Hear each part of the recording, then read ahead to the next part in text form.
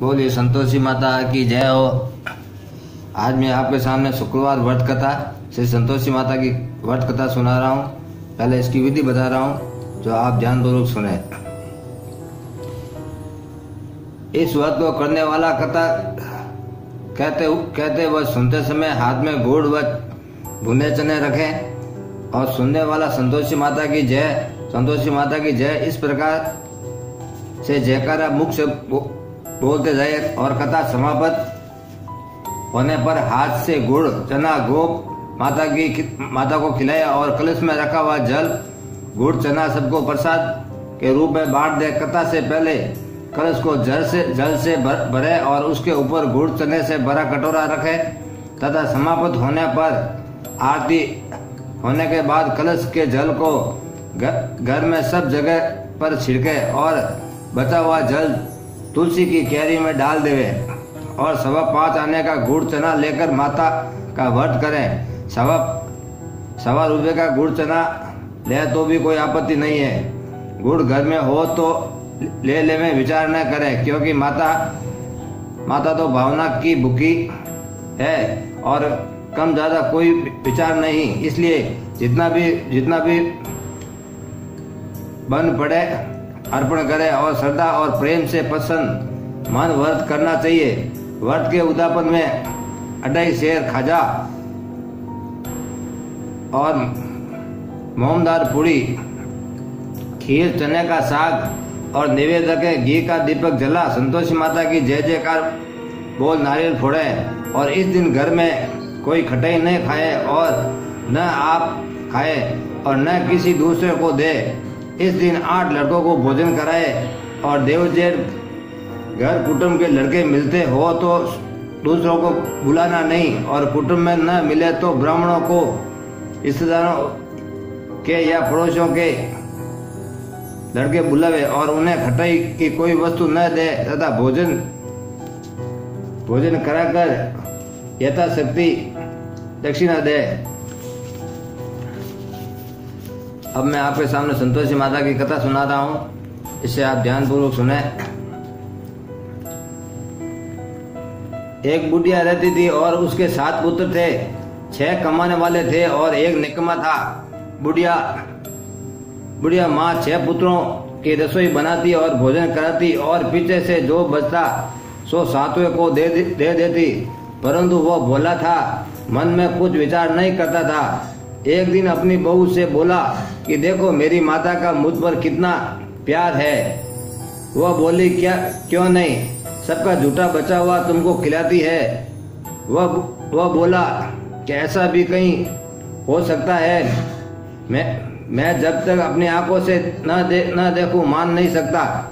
बहू ने कहा देख लोगे तब तो मानोगे। कुछ दिन बाद बड़ा त्योहार आया और घर में 7 प्रकार के भोजन और चूरमा के लड्डू बने। वह जांचने को सिर के दर्द के बहाना कर पतला कपड़ा सिर पर ओढ़कर रसोई में सो गया और कपड़े में से सब देखता रहा। और 6 भाई भोजन करने आए और उसने देखा कि माँ ने उनके लिए सुंदर सुंदर आसन बिछाए हैं और 7 प्रकार की रसोई परोसी। वह आग्रह कर उन्हें जिमाती और वह देखता रहा और 6 भाई भोजन करके उठे। तब झूठी थाली में से लड्डुओं के टुकड़ों को उठाया और एक लड्डू बनाया और जूठन साफ कर बुढ़िया माँ ने उसे पुकारा, उठ बेटा, 6 भाई भोजन कर गए, अब तू ही बाकी है, उठ जा और कर। वह कहने लगा कि माँ मुझे भोजन नहीं करना, मैं प्रदेश जा रहा हूँ। माता ने कहा कि कल जाता हो तो आज ही चला जा। वह बोला हाँ आज ही जा रहा हूँ। यह कहकर वह घर से निकल गया और चलते समय बहू की याद आई। वह गौशाला में कट्टे थाप रही थी। जाकर बोला तो हम जाए परदेश को आएंगे कुछ काल, हम रहिए संतोष से धर्म अपनो पाल। वह बोली जाओ पिया, आने से हमारो सोच हटाई, राम भरोसे हम रहे, ईश्वर तुम्हें सहाय।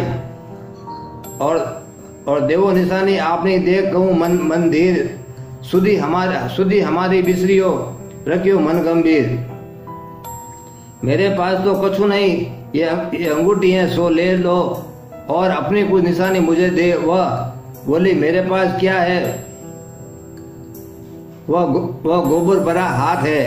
यह कहकर उसकी पीठ में गोबर के हाथ की थाप मार दी और वह चल दिया। चलते चलते दूर देश में पहुंचा। वहां एक साहूकार की दुकान थी। वहीं जाकर कहने लगा भाई मुझे नौकरी पर रख लो। साहूकार को जरूरत थी और बोला रह जा। लड़के ने पूछा तनख्वाह क्या दोगे? साहूकार ने कहा काम देखकर दाम मिलेगा। और साहूकार की नौकरी मिली। वह सवेरे 7 बजे से रात तक नौकरी करने लगा। कुछ दिनों में दुकान का सारा लेन देन का हिसाब, ग्राहकों को माल बेचना, वह सारा काम करने लगा। साहूकार के 7-8 नौकर थे। सब चक्कर खाने लगे कि वह तो बहुत होशियार बन गया है। सेठ ने भी काम देखा और 3 महीने में उसे आधे मुनाफे का साझेदार बना दिया और 12 वर्ष में नामी सेठ बन गया। और मालिक सारा कारोबार उसके ऊपर छोड़कर बाहर चला गया। और जब बहू पर क्या बीती सुनो। सास ससुर उसे दुख देने लगे और सारी गृहस्थी का काम कराने लगे। लकड़ी लेने जंगल में भेजते और घर की रोटियां के आटे से जो भूसी निकलती उसकी रोटी बनाकर रख दी जाती और फूटे नारियली में पानी। और इस तरह दिन बीतते रहे। एक दिन वो लकड़ी लेने जा रही थी कि रास्ते में बहुत सी स्त्रियां संतोषी माता का व्रत करती दिखाई दी। वो वहां खड़ी हो कथा सुन बोली कि बहनों तुम किस देवता का व्रत करती हो और इसके करने से क्या फल होता है? इस व्रत के करने की क्या विधि है? यदि तुम अपने इस व्रत का विधान मुझे समझाकर कहोगी तो मैं तुम्हारा बड़ा एहसान मानूंगी। तब उनमें से एक स्त्री बोली सुनो, ये संतोषी माता का व्रत है। इसके करने से दरिद्रता का नाश होता है और लक्ष्मी आती है। मन की चिंताएं दूर होती है और घर में होने से मन को सुख संपदा और शांति मिलती है।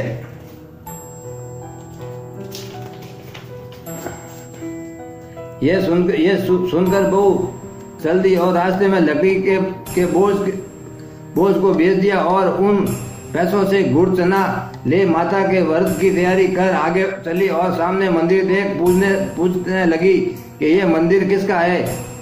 सब बच्चे कहने लगे कि संतोषी माता का मंदिर है। ये सुन माता के मंदिर में जा माता के चरणों में लौटने लगी और दिन वो विनती करने लगी कि माँ मैं निपट मूर्ख हूँ और व्रत के नियम कुछ नहीं जानती और नहीं मैं बहुत दुखी हूँ। हे माता जगत जननी मेरा दुख दूर कर। मैं तेरी शरण में आई हूँ। और माता को दया आई और शुक्रवार बीता कि दूसरे शुक्रवार को ही उसके पति का पत्र आया और तीसरे को उसका भेजा हुआ पैसा भी आ पहुंचा। और ये देख जेठानी मुंह सिकोड़ने लगी और इतने दिनों में इतना पैसा आया, इसमें कोई बड़े है। लड़के ताना देने लगे और काकी के पास अब पत्र आने लगे, रुपया आने लगा। अब तो काफी की खातिर पड़ेगी और अब तो काफी बुलाने से भी नहीं बोलेगी। काकी बुलाने से भी नहीं बोलेगी। बेचारी सरलता से कहती कि भैया पत्र आवे और रुपया आवे तो हम सबके लिए अच्छा है। ऐसा कहकर आंखों में आंसू भरकर संतोषी माता के मंदिर में मातेश्वरी के चरणों में गिरकर रोने लगी कि माँ मैंने तुमसे पैसा नहीं मांगा, मुझे पैसे से क्या काम है। मुझे तो अपना स्वभाव से काम है। मैं तो आपसे स्वामी के दर्शन और सेवा मांगती हूँ। तब माता ने प्रसन्न होकर कहा जा बेटी तेरा स्वामी आएगा। और ये सुन खुशी से बावली हो गई और घर जा काम करने लगी। अतः संतोषी माँ विचार करने लगे कि इस भोली पुत्री से मैंने कह तो दिया तेरा पति आएगा, पर आएगा वह कहाँ से? वह तो इसे सपन में भी याद नहीं करता। उसे याद दिलाने के लिए मुझे जाना पड़ेगा। इस तरह माता बुढ़िया के बेटे के पास जा सपन में प्रकट हो कहने लगी कि साहूकार के बेटे सोता है तो सोता है या जागता है? वह बोला, माता सोता भी नहीं और जागता भी नहीं, बीच में हूँ। कहो क्या आ गया है? माँ कहने लगी कि तेरा घर बार कुछ है या नहीं है? वह बोला, मेरा सब कुछ है, माँ बाप भाई बहन व बहू, क्या कमी है? और माँ बोली, बोले पुत्र, तेरी स्त्री घोर संकट उठा रही है, माँ बाप उसे दुख दे रहे हैं, वह तेरे लिए तरस रही है, तू उसकी सुध ले। वह बोला, माता ये तो मुझे मालूम है, परंतु जाऊं कैसे? प्रदेश की बात है, लेन देन का कोई हिसाब नहीं, जाने का कोई रास्ता नजर नहीं आता, कैसे चला जाऊं? माँ कहने लगी कि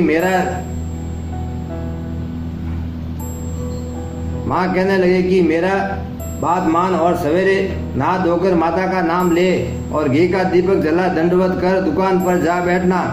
तब देखते तेरा लेन देन सब चूक जाएगा और माल बिक जाएगा। सांझ होते होते धन का ढेर लग जाएगा और तब सवेरे बहुत जल्दी उठ उसने लोगों से अपने सपने की बात कही तो वे सब उसकी बात अनसुनी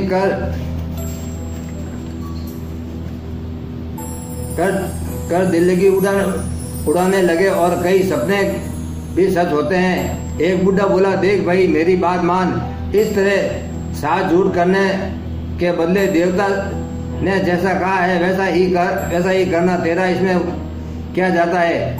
अब बुढ़े की बात मान वो नहा धोकर संतोषी माता को दंडवत कर घी का दीपक जला दुकान पर जा बैठा और थोड़ी देर में क्या देखता है कि देने वाले रुपया लाए और लेने वाले हिसाब लेने लगे और कोटे में भरे सामानों के खरीदार नगद दाम में सौदा करने लगे और शाम तक धन का ढेर लग गया। और माता का यह चमत्कार देख खुश हो मन में माता का नाम ले घर के लिए जाने के वास्ते रवाना और गहना कपड़ा खरीदने लगा और वहाँ के काम से निपट तुरंत रवाना हुआ। और वहाँ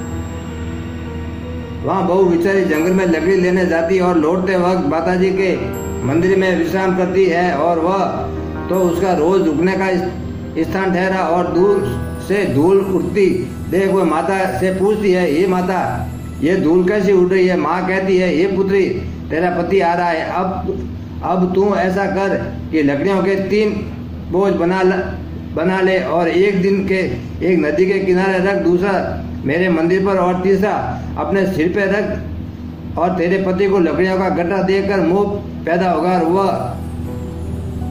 वो वहाँ रुकेगा और नाश्ता पानी बनाकर खा पी कर माँ से मिलने जाएगा। तब तू लकड़ी का बोझ उठाकर जाना और बीच चौक में गड्ढा डालकर 3 आवाजें जोर से लगाना कि लो सासू जी लकड़ी का गड्ढा लो और भूसी की रोटी दो और नारियल के खोपड़े में पानी दो। आज मेहमान कौन आया है? माँ की ये बात सुनकर बहुत अच्छा और माता कहकर पसंद हो और लकड़ी के 3 गट्टे ले आई और एक नदी तट पर एक माता के मंदिर पर रखा। और इतने में ही एक मुसाफिर वहाँ पहुँचा और सूखी लकड़ियों को देख इसकी इच्छा हुई कि यहाँ यही निवास करें और भोजन बना खा पी कर गाँव जाएं। इस प्रकार भोजन बना विश्राम ले और गांव को गया और सबसे प्रेम से मिला। उसी समय बहू सिर पर लकड़ी का गट्टा लिए आती है और लकड़ी का भारी बोझ आंगन में घेर और से जोर से 3 आवाज देती है कि लो सासू जी लकड़ी का गट्टा लो और भूसी की रोटी दो और नारियल के खोपड़े में पानी दो। आज मेहमान कौन आया है? ये सुनकर उसकी सास अपने दिए हुए कष्टों को बुलाने है तो कहती है कि बहू ऐसा क्यों कहती है, तेरा मालिक ही तो आया है। आ बैठ, मीठा भात खा और भोजन कर, कपड़े गहने पहन। इतने में आवाज सुन उसका स्वामी बाहर आता है और अंगूठी देख व्याकुल हो माँ से पूछता है कि माँ वह कौन है। माँ कहती है बेटा तेरी बहू है, आज 12 वर्ष हो गए हैं, तू जब से गया है तब से सारे गांव का जानवर की तरह भटकती फिरती है और कामकाज घर का कुछ नहीं करती। चार समय आकर खा जाती है और अब तुझे देखकर भूसे की रोटी और नारियल के खोपड़ी में पानी मांगती है। वो लज्जित हो बोला कि ठीक है माँ, मैंने इसे भी देखा और तुम्हें भी देखा, अब मुझे दूसरे के घर की चाबी दो तो उसमें मैं रहूं। तब माँ बोली ठीक है बेटा, जैसी तेरी मर्जी। ताली का गुच्छा पटक दिया और उसने ताली ले दूसरे कमरे में जो तीसरी मंजिल के ऊपर था और खोलकर सारा सामान जमाया और एक दिन में ही वह राजा के महल जैसा ठाट बाट बन गया। अब क्या था, वो दोनों सुखपूर्वक रहने लगे। इतने में अगला शुक्रवार आया तो बहू ने अपने पति से कहा कि मुझको माता का उद्यापन करना है। पति बोला बहुत अच्छा है, खुशी से करो। वह तुरंत ही उद्यापन की तैयारी करने लगी और जेठ के लड़कों को भोजन के लिए कहने गई। उसने मंजूर किया, परंतु जेठानी अपने बच्चों को सिखाती है कि देखो रे, भोजन के समय सब लोग खटाई मांगना और जिससे उसका उद्यापन पूरा न हो। लड़के जिनने आए खीर पेट भरकर खाई, परंतु याद आते ही कहने लगे कि हमें कुछ खटाई दो, खीर खाना हमें आता नहीं है, देख कर अरुचि होती है। बहू कहने लगी कि खटाई किसी को नहीं दी जाएगी, ये तो संतोषी माता का प्रसाद है। लड़के उठ खड़े हुए और बोले पैसा लाओ। भली बहू कुछ जानती नहीं थी, सो उन्हें पैसा दे दिया और लड़के उसी समय उठ करके इमली ला खाने लगे।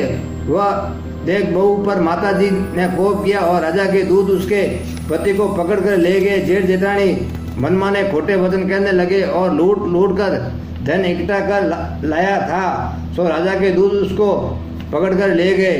अब सब मालूम पड़ जाएगा, जब जेल की मार खाएगा। बहू से ये वचन सहन नहीं हुआ और रोती रोती माता के मंदिर में गई। हे माता, तुमने ये क्या किया? हंसा कर अब क्यों रुलाने लगी? माता बोली, पुत्री तूने उद्यापन करके मेरा व्रत भंग किया है क्या? इतनी जल्दी सब बातें भुला दी। वह कहने लगी कि माता, भूली तो नहीं हूँ, न कुछ अपराध किया, मुझे तो लड़कों ने भ्रम में डाल दिया, मैंने भूल से उन्हें पैसे दे दिए और मुझे क्षमा करो माँ। माँ बोली, ऐसा भी कई भूल होती है। वह बोली, माँ मुझे माफ कर दो, मैं फिर तुम्हारा उद्यापन करूंगी। माँ बोली, अब भूल मत करना। वह बोली, अब भूल ना होगी। और माँ अब बताओ वे कैसे आएंगे? माँ बोली, जा पुत्री, तेरा मालिक तुझे रास्ते में ही आता मिलेगा। वह घर को चली और राह में पति आता मिला। उसने पूछा कि तुम कहाँ गए थे? तब वह कहने लगा कि इतना धन जो कमाया है उसका टैक्स राजा ने मांगा था, वह भरने गया था। वह प्रसन्न हो बोली कि भला हुआ कि अब घर को चलो। कुछ दिन बाद फिर शुक्रवार आया और वह बोली मुझे माता का उद्यापन करना है। और पति ने कहा, करो।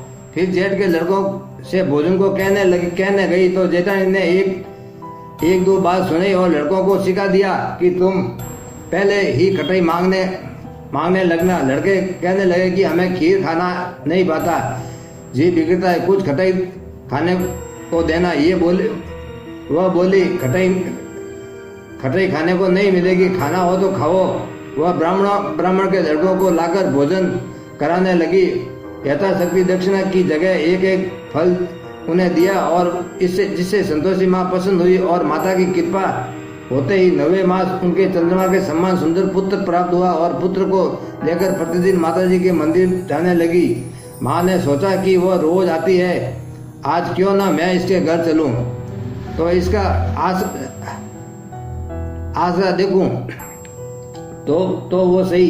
ये विचार कर माता ने भयानक रूप बनाया और गुड़ और चने से सना मुख ऊपर मूड के समान होठ और उस पर मक्खियां भिन्न बना दी रही है। और दहलीज में पांव रखते ही उसकी सास चिल्लाई, देखो रे कोई चुड़ैल चली आ रही है, और लड़कों इसे भगाओ नहीं तो किसी को खा जाएगी। लड़के डरने लगे और चिल्लाकर खिड़की बंद करने लगे। बहू रोशनदान से देख रही थी और प्रसन्नता से पागल होकर चिल्लाने लगी कि आज मेरी माता मेरे घर आई है। वह कहकर बच्चे को दूध पीने से हटाती और इतने में सास का क्रोध फूट पड़ा। बोला, रान इसे देखकर कैसी उतावली हो रही है, जो बच्चे को पटक दिया। और इतने में माँ के प्रताप से जहाँ देखो वहीं लड़के ही लड़के नजर आने लगे। वह बोली, माँ जी जिसका मैं व्रत करती हूँ वह संतोषी माता है। और इतना कह झट से सारे घर के किवाड़ खोल देती है और सबने माता के चरण पकड़ लिए और विनती करने लगे कि हे माता, हम मूर्ख हैं, हम अज्ञानी हैं, पापी हैं और तुम्हारे व्रत की विधि हम नहीं जानते। तुम्हारा व्रत भंग कर हमने बड़ा अपराध किया है। हे माता, आप हमारे अपराध को क्षमा करो। और इस प्रकार माता प्रसन्न हुई और माता ने बहू को जैसा फल दिया वैसा माता सबको दे। जो पढ़े उसका मनोरथ पूर्ण हो। और बोलो संतोषी माता की जय हो।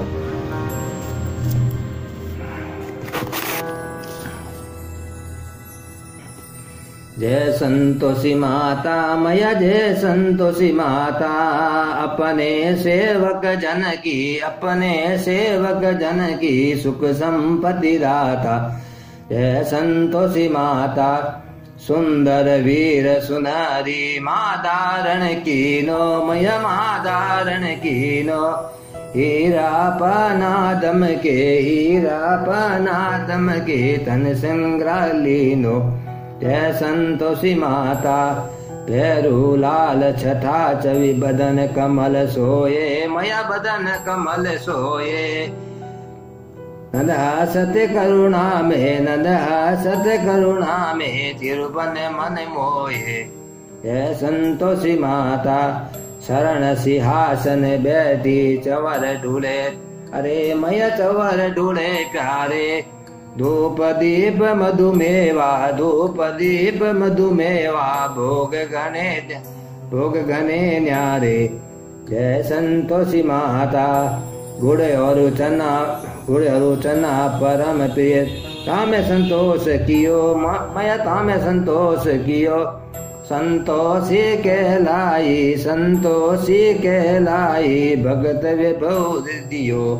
जय संतोषी माता, शुक्रवार प्रिय जानत आज दिवस सोई, मया आज दिवस सोई। भक्त मंडली छाई कथा सुनत मोई। जय संतोषी माता, मंदिर जगमग ज्योति मंगल ध्वनि छाई, मया मंगल ध्वनि छाई। विनय करे हम बालक चरण सिर नाई। जय संतोषी माता, भक्ति भावमय पूजा अग्रि कति कीजे, मया अग्रि कति कीजे। जो मन बसे हमारे इच्छा फल दीजे। जय संतोषी माता, दुखी दरिद्र रोगी संकट मुक्त किए, मय संकट मुक्त किए। भवधन ध्यान भरे घर सुख सौभाग्य दिए। जय संतोषी माता, ध्यान धरो चिन्ह तेरो मनवा चित फल पायो, मया मनवा चित फल पायो। पूजा कथा श्रवण कर घर आनंद आयो। जय संतोषी माता, शरण गए की लाजा रखिए, जगदम्बे मैया रखिए जगदम्बे। संकट तू ही निवारे, संकट तू ही निवारे दयामयी अम्बे। जय संतोषी माता, संतोषी माँ की आरती जो कोई नर गावे, मैया जो कोई नर गावे। रिद्धि सिद्धि सुख संपत्ति, रिद्धि सिद्धि सुख संपत्ति,